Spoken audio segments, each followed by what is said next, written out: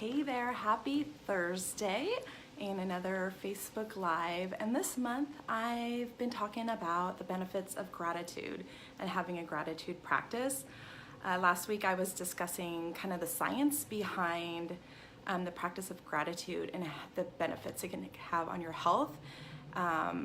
Just the whole range of different health benefits and ways to kind of incorporate that into our daily lives. But today I want to talk about how do you actually do that? How do you incorporate it into your lives? Because I know a lot of us are busy, and I know that I feel like there's like this basic piece of it that we need to do to help us move along. And I think that basic kind of simple piece is that piece of slowing down. But how do you actually do that?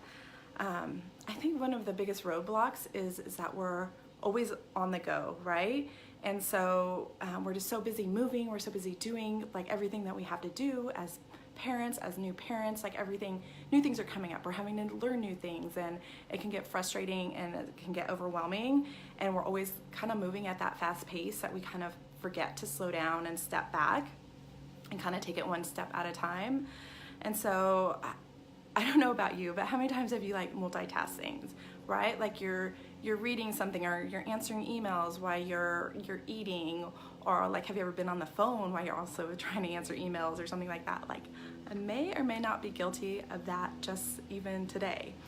But I think this is so like not uncommon for many of us. I know I'm not the only one.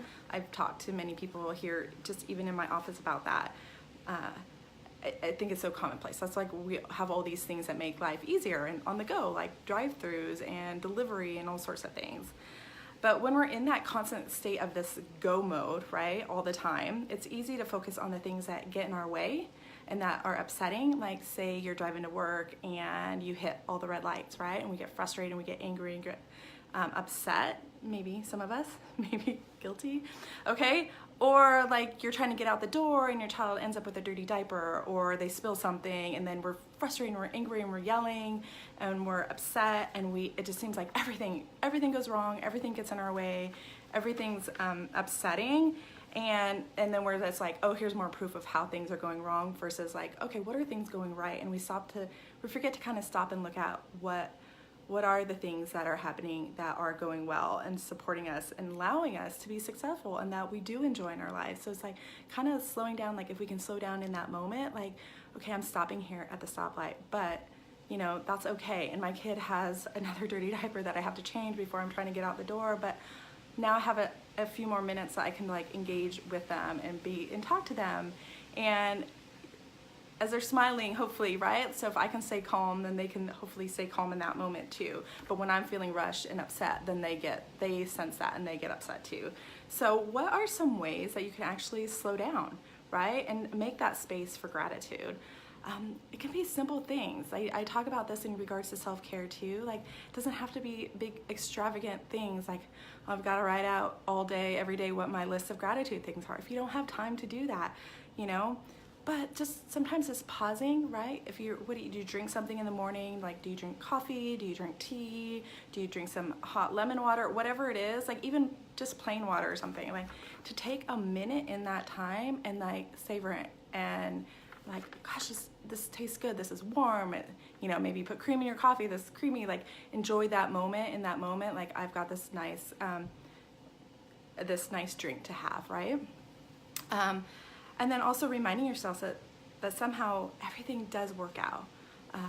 When we're in that go mode and that frustration and everything keeps going on, I think we can react. And but if we can slow down, we can, okay, everything always works out. Let's like slow it down.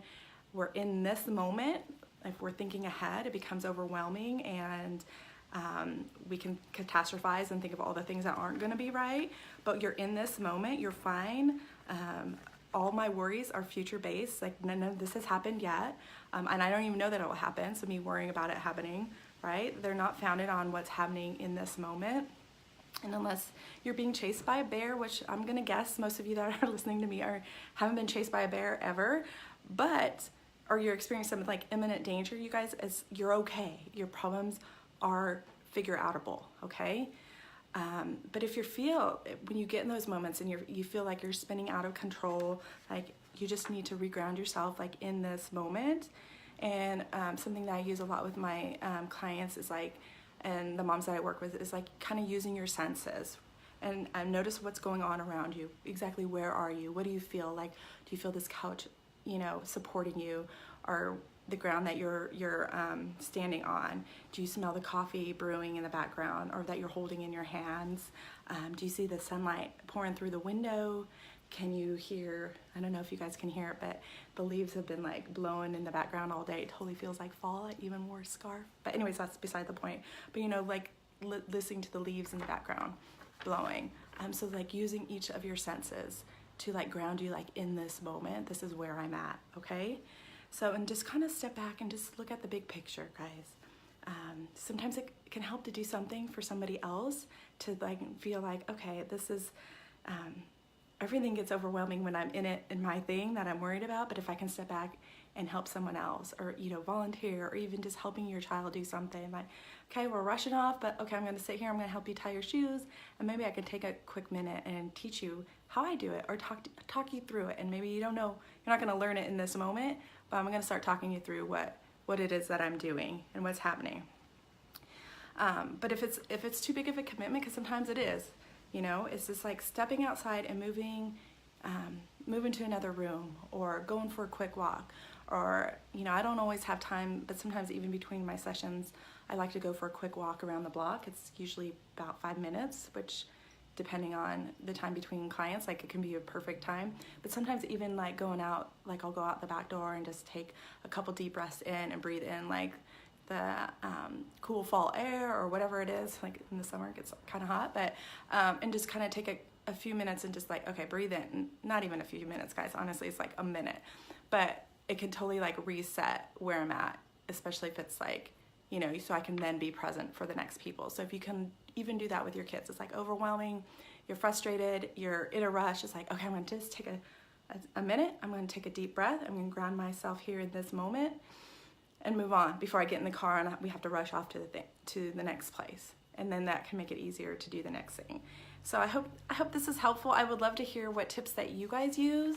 And if you haven't already been following me, I've been doing my practice. I'm doing a gratitude challenge where every day I've been making a quick video that I post on Instagram and Facebook here, sharing something I'm grateful for. And if you missed it this morning, my gratefulness it might be wearing down, is dry shampoo. It's totally cheesy life hack kind of thing, but every day something else. And granted, there's been much bigger and better things than that, but today that's what I'm grateful for, especially since it's like a crazy windy day. But I would love to hear what you're grateful for. So if you post something, like tag me in your posts.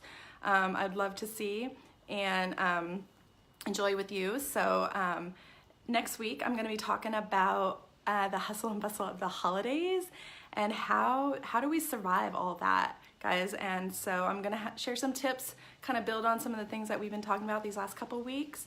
And until then, you guys take care.